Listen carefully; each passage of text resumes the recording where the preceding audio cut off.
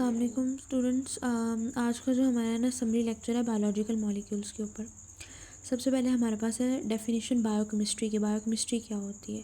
The branch of biology that explain the chemical basis of life को जो explain करती है, उसके प्रोसेसेस को, फाउंडेशंस को और अबनॉर्मेलिटीज़ उनके अंदर जितनी भी होती हैं उसको आप बायोकेमिस्ट्री बोलते हो। और ये इन्फॉर्मेशन प्रोवाइड करती है about the transcription, translation, protein and synthesis etcetera. Abnormal mechanism like cancer, nature of disease, and development of medicines, biochemical basis of cell differentiation, that how a single cell zygote develop different kind of cells like bone cells, neurons, muscles कैसे बनाता है, ये सारा biochemistry हमें बताती है। अब यहाँ पे एक डिफरेंस है बड़ा इंपॉर्टेंट कि प्रोटोप्लाज्म में और साइटोप्लाज्म में क्या फ़र्क होता है। प्रोटोप्लाज्म होता है living part of the cells that comprises on cytoplasm and nucleus of eukaryotic cell and cytoplasm and genetic material. मतलब protoplasm is the colourless material, जबकि cytoplasm is the protoplasm enclosed by the plasma membrane. मतलब cytoplasm सारा protoplasm के अंदर enclose होता है और उसके बाहर जो है वो आपके पास प्लाज्मा मेम्ब्रेन या न्यूक्लियर मेम्ब्रेन होती है। यूकैरियोटिक सेल के अंदर मोस्टली होते हैं, प्रोकैरियोटिक सेल के अंदर भी हमारे पास होते हैं इसमें। अच्छा, उसके बाद biological molecules compound produce and required by living organisms are called as. ऐसे कंपाउंड जो प्रोड्यूस होते हैं रिक्वायर्ड होते हैं लिविंग ऑर्गेनिजम्स को बायोलॉजिकल मॉलिक्यूल्स कहते हैं। Four major types of biological molecules protein है, लिपिड है, कार्बोहाइड्रेट है और न्यूक्लिक एसिड है। There are about 92 elements in nature but only 25 है biological elements and only 16 are required to human beings। 16 सिर्फ ह्यूमन बींग्स को चाहिए, 25 बायोलॉजिकल एलिमेंट्स हैं, टोटल 92 हैं। ये एमसीक्यूज में आ सकता है, इंपॉर्टेंट है ये। बायो एलिमेंट्स में मेजर बायो एलिमेंट्स कौन से हैं? ऑक्सीजन है, कार्बन है, नाइट्रोजन है, कैल्शियम है और फॉस्फोरस है। अब एक बात है, ये चीज़ डिटेल से मैं आपको समझा रही हूँ तो इसमें बता रही हूँ साथ साथ एमसीक्यूज कहाँ से बन सकता है। अब ये परसेंटेज एमसीक्यूज बनने वाले हैं, इसमें मेजर एलिमेंट्स की भी परसेंटेज पता होनी चाहिए, किसकी सबसे ज़्यादा किसकी सबसे कम। माइनर एलिमेंट्स की भी आपको परसेंटेज पता होनी चाहिए, किसकी सबसे ज़्यादा किसकी कम। ट्रेस एलिमेंट्स के आपको नाम पता होने चाहिए कौन कौन से, कि एमसीक्यूज में बाज़ दफ़ा माइनर मेजर एलिमेंट्स को मिक्स करके पूछ लेता है इसमें से ट्रेस एलिमेंट्स कौन से हैं। फॉर एग्जांपल एमसीक्यूज में पूछ सकता है which one of the following is a trace element? Bromine, potassium, sulphur and calcium, तो आंसर होगा ब्रोमीन। इस तरीके से वो पूछेगा, ठीक है। अच्छा, उसके बाद जो है ना इसमें इंपॉर्टेंट ये है कि इसके आपको फंक्शंस पता होने चाहिए, किस किस के, ऑक्सीजन के, कार्बन के, नाइट्रोजन के, कैल्शियम के और फॉस्फोरस के। आपको हर एक के फंक्शंस पता होने चाहिए, इसमें कौन सी रेस्पिरेशन होती है ये पता होना चाहिए। तो ये टेबल बहुत इंपॉर्टेंट है, इसका स्क्रीनशॉट आप ले लो कि इसमें कौन कौन सी चीज़ें, फोटोसिंथेसिस का प्रोसेस कब होता है, रेस्पिरेशन का कब होता है। अच्छा, did you know Albert sense ने ये कहा था कि आइसोलेटिंग विटामिन सी को इसने आइसोलेट किया था, डिस्कवर किया था कंपोनेंट को, reaction of citric acid cycle को, जिसको आप क्रेब्स साइकिल भी कहते हो। और इसने कहा था water as the matrix of life हमारे पास होता है। कैसे?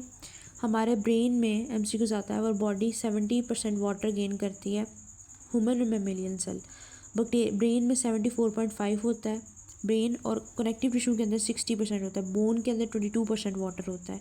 एक ये इंपॉर्टेंट है, हार्ट में 79% वाटर होता है, ये इंपॉर्टेंट है, मसल्स में 76% होता है, इंपॉर्टेंट है।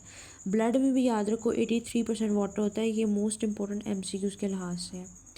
उसके बाद some fact about water, percentage of water in human organisms and human body parts में जो परसेंटेज है, जो कि अभी बताइए कि ब्लड में इंपॉर्टेंट है, बोन में इंपॉर्टेंट है, ब्रेन में इंपॉर्टेंट है, कनेक्टिव टिश्यू में इंपॉर्टेंट है, और इसके अलावा फैट टिश्यूज़ में भी आप देख सकते हो इंपॉर्टेंट है, हार्ट में भी इंपॉर्टेंट है 79%।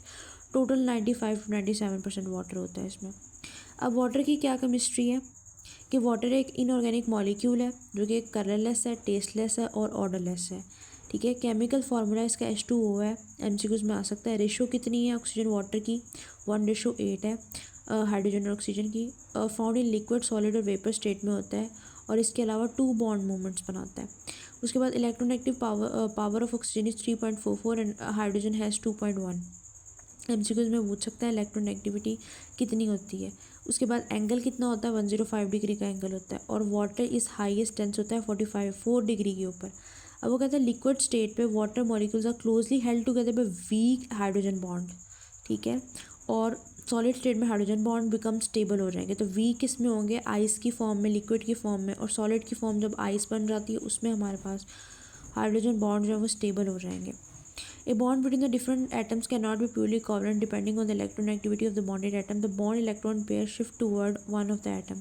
A vector showing the magnitude and direction of the shifting of this electron pair is called as bond movement. ये तो इम्पोर्टेंट नहीं है, ये केमिस्ट्री में आ जाता है. सॉल्वेंट और सॉल्यूट भी इम्पोर्टेंट नहीं है.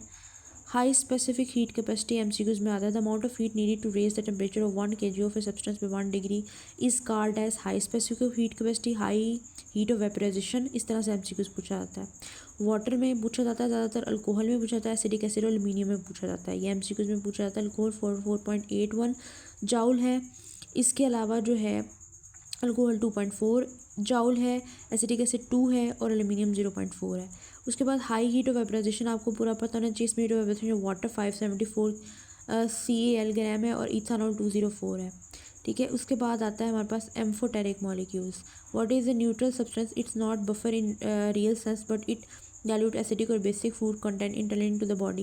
Due to this behavior, water keep the pH of living cells in a limit and nerve allow body to the rapid change in pH which is essential for the enzymatic activity. ये आपने पढ़ना है, ये तो पढ़ने वाले हैं सारे. कोइंसिव प्रॉपर्टी भी पढ़ने वाली है. अब कार्बोहाइड्रेट्स क्या होता है, जो मेन टॉपिक है. कार्बोहाइड्रेट प्रोटीन्स और इसके अलावा जो हमारे पास है कार्बोहाइड्रेट्स है, प्रोटीन्स है, अमाइनो एसिड्स हैं, न्यूक्लिक एसिड है और इसके अलावा हमारे पास है इसके अंदर बताती हूँ और क्या है. ये ग्लैक्टोज वगैरह तो सारा इसी में आ जाता है. अमाइनो एसिड आ गया, प्रोटीन आ गया, डिफरेंट बॉन्डिंग आ गई इसमें, अनेक बॉन्ड के इसमें. लिपिड्स, लिपिड्स सबसे इंपॉर्टेंट है इसमें. सैचुरेटेड अनसैचुरेटेड क्लासिफिकेशन, इसलिए लिपिड्स इंपॉर्टेंट है. ये पार्ट 2 में आपको बताती हूँ. ठीक है.